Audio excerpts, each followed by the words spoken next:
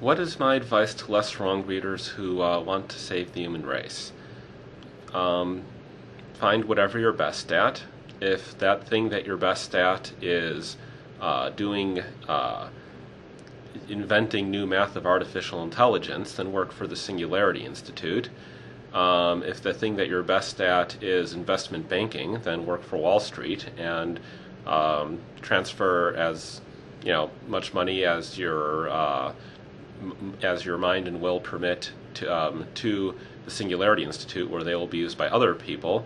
And for a number of sort of intermediate cases, if you're familiar with all the issues of AI and all the issues of rationality, and you can write papers at a reasonable clip, and you're willing to work for a not overwhelmingly high salary, then the Singularity Institute is, as I understand it, hoping to make a sort of push toward getting some things published in academia. I'm not going to be in charge of that. Michael Vassar and Anna Salomon would be in charge of that side of things. There's an internship program whereby we provide you with room and board, and you drop by for a month or whatever and see whether or not this is work that you can do and how good you are at doing it. And aside from that, though, well, I think that saving the human species eventually comes down to, metaphorically speaking, 9 people and a brain in a box in a basement. And everything else feeds into that.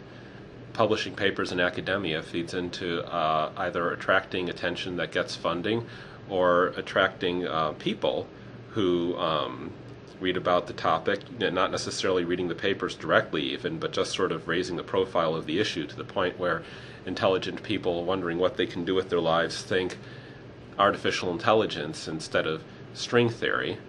Hopefully not too many of them are thinking that, because that would just generate noise. But the very most intelligent people, string theory is a marginal waste of the most intelligent people. Artificial intelligence and friendly artificial intelligence, the sort of developing precise precision-grade theories of artificial intelligence that you could actually use to build a friendly AI instead of blowing up the world. The need for one more genius there is much greater than the need for one more genius in string theory. Most of us can't work on that problem directly. I, in a sense, have been lucky enough not to have to confront a lot of the hard issues here, because of being lucky enough to be able to work on the problem directly, which simplifies my choice of careers. For everyone else, I'll just repeat what I said in an earlier video about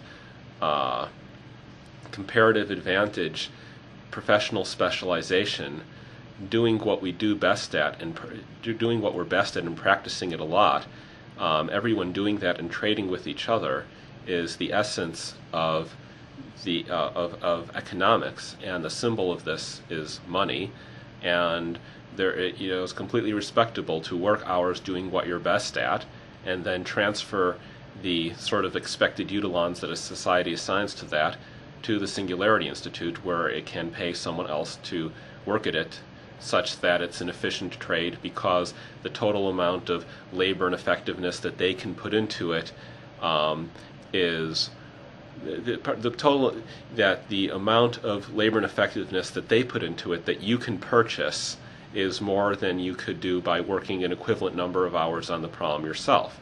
And as long as that's the case, the economically rational thing to do is going to be to do what you're best at, and trade those hours to someone else, and let them do it. And there should probably be fewer people, one expects, who are working on the problem directly full time.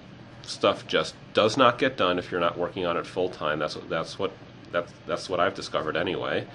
I can't even do more than one thing at a time, and that's the way grown-ups do it. Essentially, that's the way grown-up economy does it.